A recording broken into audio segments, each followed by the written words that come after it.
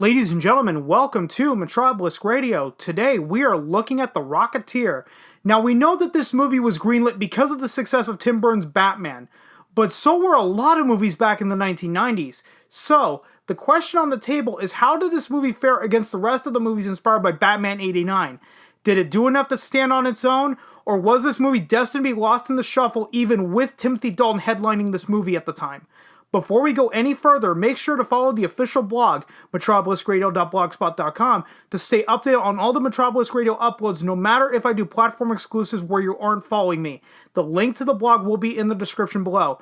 Now with that out of the way, let's get right into The Rocketeer. Now as always, we start off with the creative team, and this movie was based on the comic of the same name created by Dave Stevens. The comic book was created in the 1980s, but had the style of the pulp stories and serials from the 1930s. Now, the most famous examples of serials were Buck Rogers and Flash Gordon. However, this movie and the comic book were actually based on more of the Rocket Man serials, like King of the Rocket Men. Now, Disney did have the movie rights to this property since 1983, but didn't do anything with it until after Warner Brothers released Tim Burton's Batman in 1989.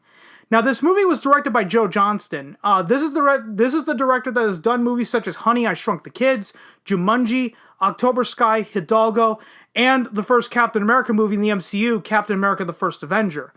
Now, there were three writers on this movie, so we'll cover the first one. We'll cover William Dear. Now, he only worked on the story for this movie, and his resume includes movies such as Harry and the Hendersons and Time Rider: The Adventure of Lyle Swan. Now, the other two writers are a dynamic duo. That is Danny Bilson and Paul DeMeo.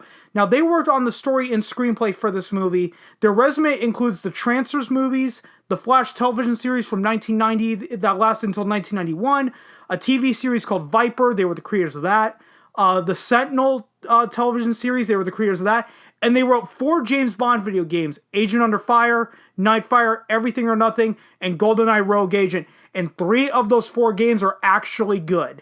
And I'll let you guess which one is total crap. Okay, I'll just spoil it for you. It was GoldenEye Rogue Agent. That was a complete piece of shit. But the other 3 were actually just fine.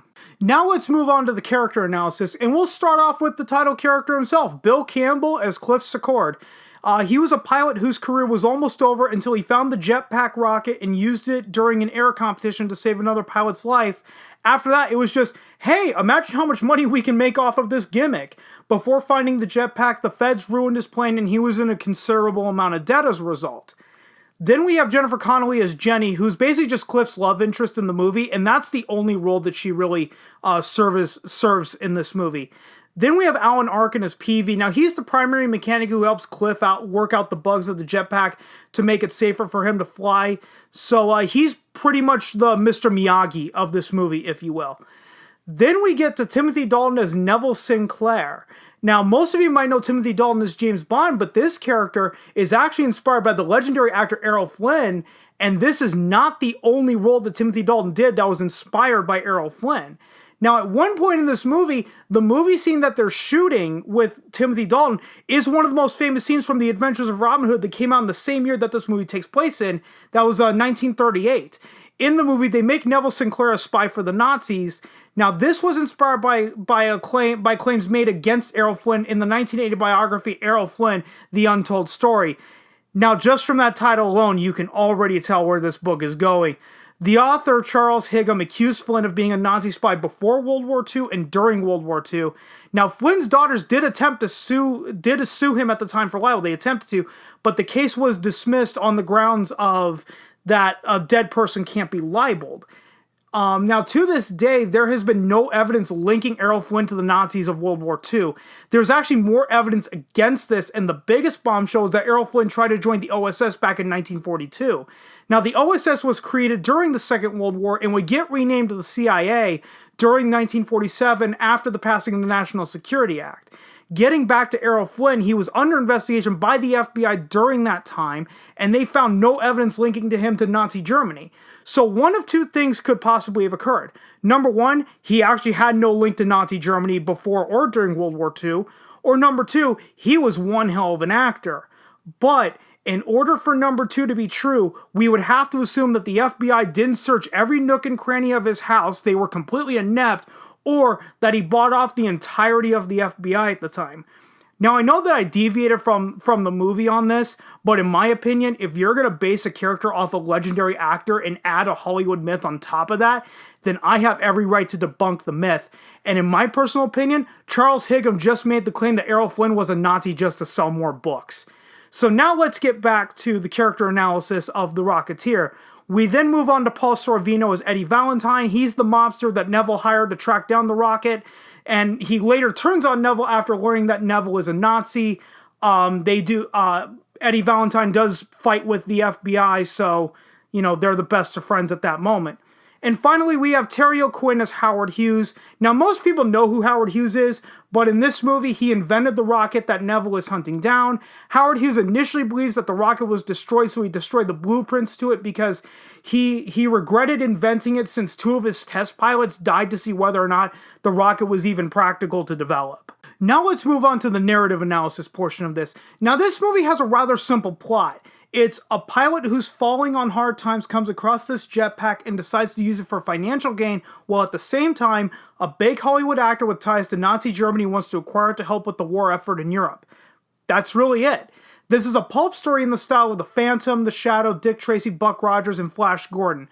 The Rocketeer is not a superhero. He's just a regular guy who wants to make enough money to get himself out of the debt that was created by the feds getting involved in the beginning, forcing him to crash his plane.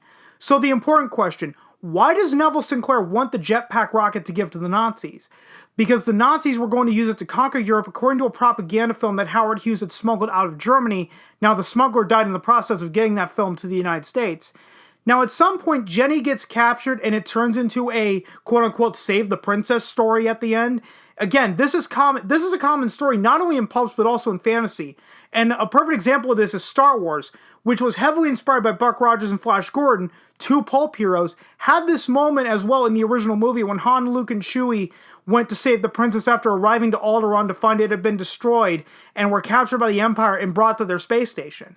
Now, this movie even has a cliche fantasy ending in the sense that the hero gets the princess at the very end, the princess falls for Prince Charming isn't always cracked up to be, the princess gets captured, the lonely hero comes along and saves her, happy ending. Now, how was this movie received? Now, going forward, keep in mind that these websites did not exist back in 1991, so we are looking at the reception through modern eyes. On Rotten Tomatoes, this movie has a score of 65% based on 62 critic reviews and an audience score of 65% based on 57,433 audience reviews. On Metacritic, this movie has a score of 61 out of 8 critic reviews and a user score of 7.3 out of 10 based on 18 ratings. And this movie sits on IMDb at a 6.5 out of 10 based on 51,497 reviews.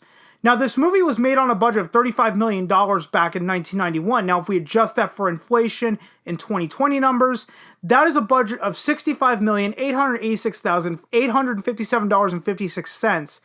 And it grossed $46,704,056. Now, if we adjust that for inflation 2020 numbers, that is a gross of $87,919,520.15 in 2020 dollars.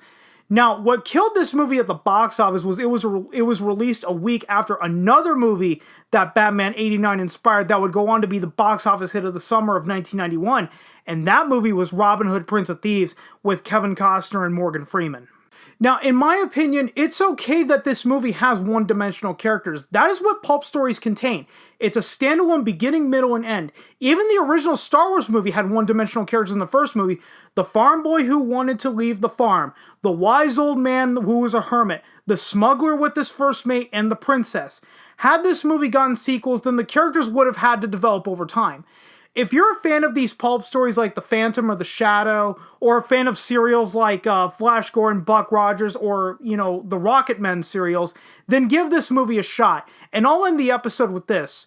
Pulp stories don't need to be deep and provocative. They're written to be picked up and read in one sitting. This is how the superhero genre started with Superman and Batman. Superman and Batman were written like pulp heroes, but over time turned into soap opera heroes. The death of the pulp hero came with the rise of the superhero. Pulp heroes were just regular guys trying to get by and didn't have stuff like heat vision or the ability to travel faster than a speeding bullet. That's how the readers related to these pulp heroes. That's how the characters related to these pulp heroes for decades.